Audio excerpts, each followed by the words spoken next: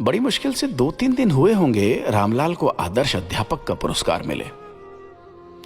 पुरस्कार मिलने के बाद सब खुश होते हैं, ये जनाब दुखी रहने लगे। किसे पता था कि पुरस्कार उनकी जान पर बनाएगा।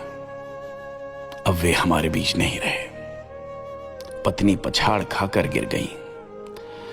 जैसे तैसे उन्हें होश में लाया गया। पत्नी बार बार पुरस्कार को कोसती। एक बार के लिए बाहर उठाकर फेंकना भी चाहा, लेकिन घर के लोगों ने पुरस्कार का तिरस्कार करने से रोक दिया। इस पर पत्नी ने कहा, जब से ये मनहूस पुरस्कार आया तब से वो उखड़े उखड़े से रहते थे।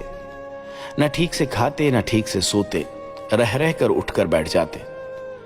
प्रशंसा पत्र में लिखी एक पंक्ति कि ये पुरस्कार आपके अध्यापन के लिए दिया जा रहा है, उसे बार बार दोहराते, बड़बड़ाते, झल्ला उठते, अजीब सा बर्ताव करते थे। रामलाल के शव के पास से एक पत्र मिला। लिखा था, अनिला की अम्मा, जब से यह पुरस्कार मिला है मुझे बेचैनी सी होने लगी है। मैं कुछ भी हो सकता हूं, किंतु अध्यापक कतई नहीं हो सकता।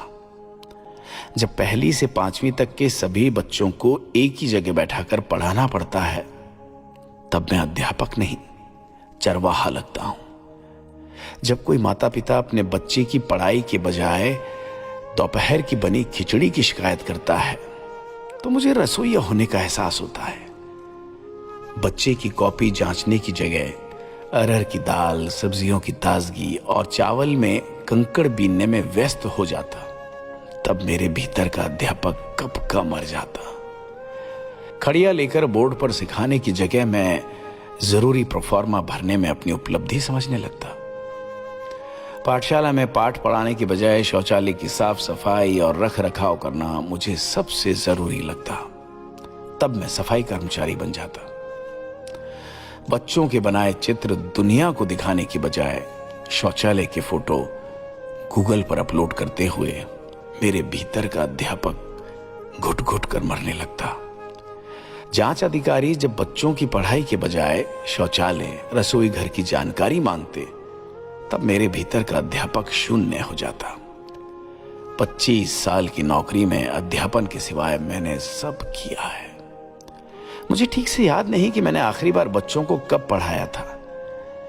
पाठशाला में कदम रखने के साथ ही ऑनलाइन बायोमेट्रिक उपस्थिति, छात्रों की उपस्थिति, ऑनलाइन बैंक अकाउंट, ऑनलाइन शौचालय के चित्र अपलोड करने और ये सब न करने पर समाचार पत्रों में अध्यापकों की बर्खास्तगी की खबरों के भय के बीच जमीर को मारकर जिंदगी जीना मेरे लिए भेड़ चाल का हिस्सा हो गया था।